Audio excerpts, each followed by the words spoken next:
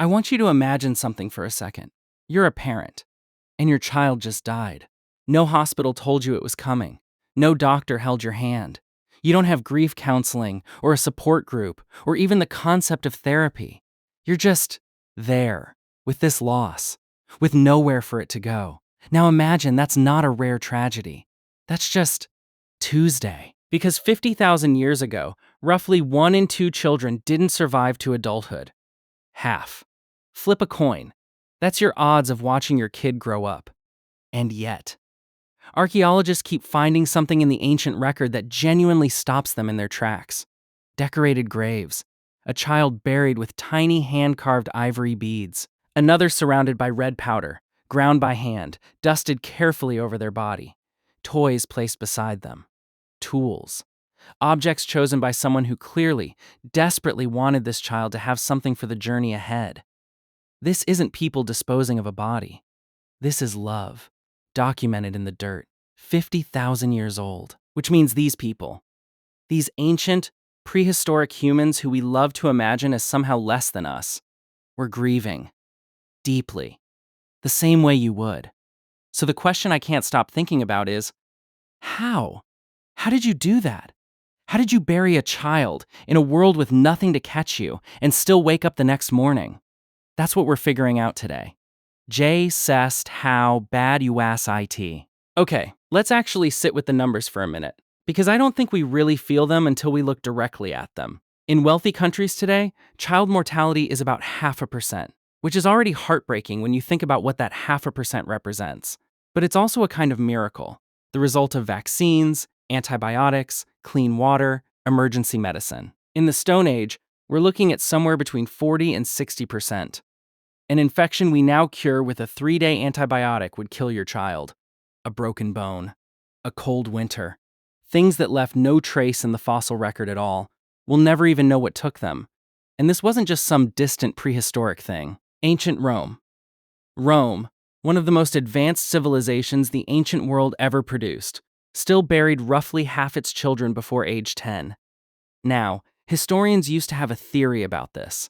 They said, maybe ancient parents just held back, didn't bond as deeply, knew the odds, and kept some emotional distance to protect themselves. It's a reasonable idea.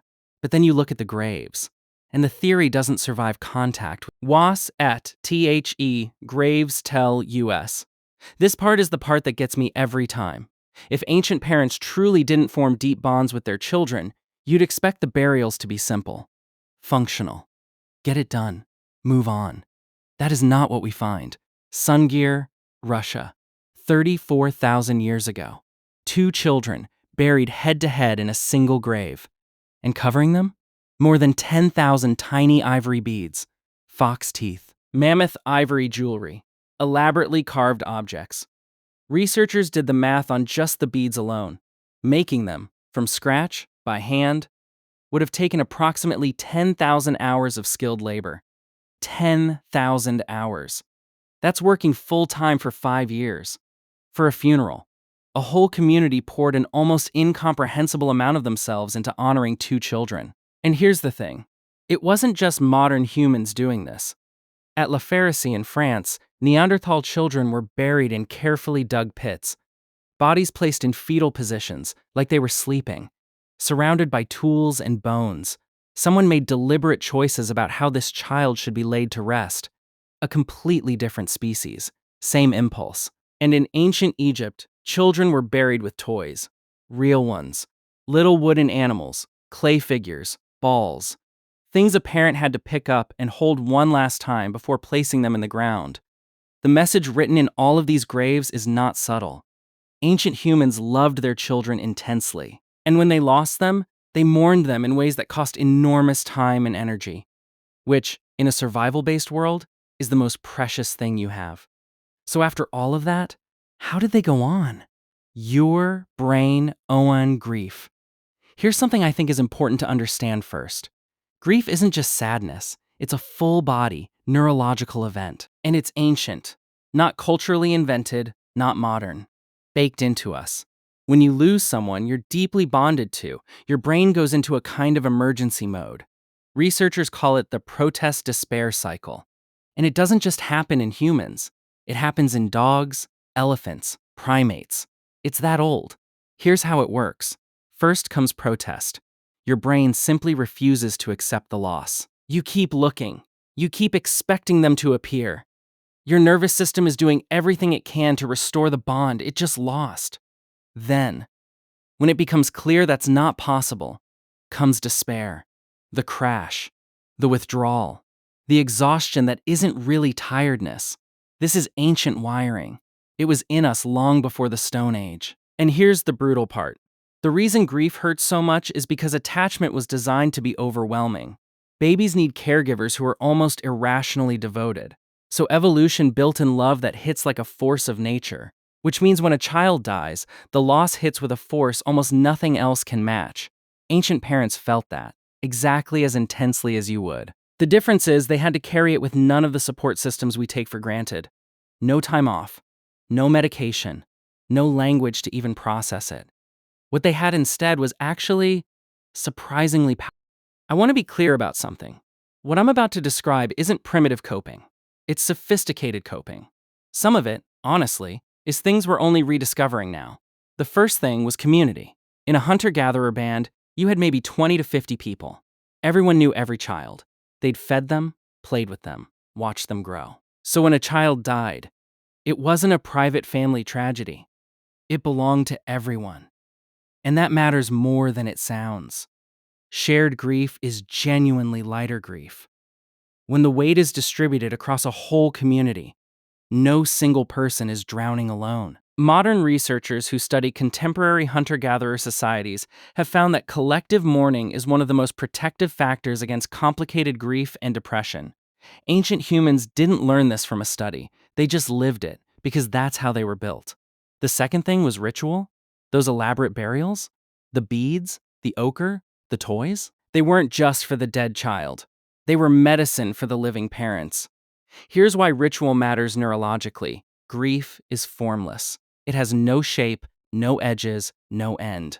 And the brain struggles enormously with things that have no structure. Ritual gives grief a shape. We prepared the grave. We placed the beads. We said goodbye. It takes something uncontrollable and gives it a beginning, a middle, and an end. Every culture across every continent independently invented funeral rituals.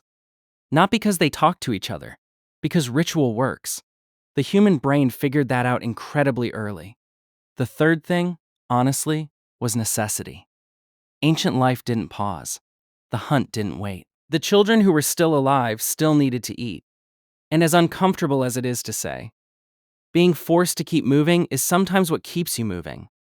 Psychologists today recognize that routine and necessity function as powerful anchors against grief consuming someone completely. Ancient parents didn't have the luxury of stopping. And somehow, that made stopping a little less possible. And the fourth thing, the most profound one, was belief. Almost every ancient human culture we've found evidence of held some version of a belief in life after death. A continuing spirit. A world where the people you loved still existed somewhere. We see it in the grave goods chosen for the journey ahead. In the red ochre, which many researchers believe symbolized blood, life, continuation. In the careful positioning of the body, like someone placing a sleeping child gently in their bed. Whether those beliefs were literally true is a separate conversation. But here's what we know for certain. Believing your child still exists somewhere, that death is a transition, not an ending, is one of the most genuinely effective forms of comfort the human mind has ever found. It doesn't erase the grief, but it transforms it from permanent loss into something that feels more like temporary separation. And for a parent who still had to wake up and keep surviving tomorrow, that difference was everything. 10 chat surprises. Everyone. Here's something that surprises almost every archaeologist who encounters it. Children's graves in the ancient record are consistently more elaborate than adult graves. More offerings, more care, more everything. 2 reasons, probably. 1, a child's story felt unfinished. They hadn't yet become a full member of the community, and that incompleteness sharpened the grief into something that demanded an extraordinary send-off. 2, and maybe this is the more universal one, the love a parent feels for a young child is the most biologically intense form of human attachment that exists.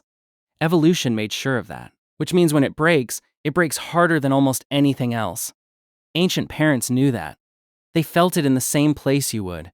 50,000 years ago, a parent knelt in the dirt and placed 10,000 handmade beads around their child's small body.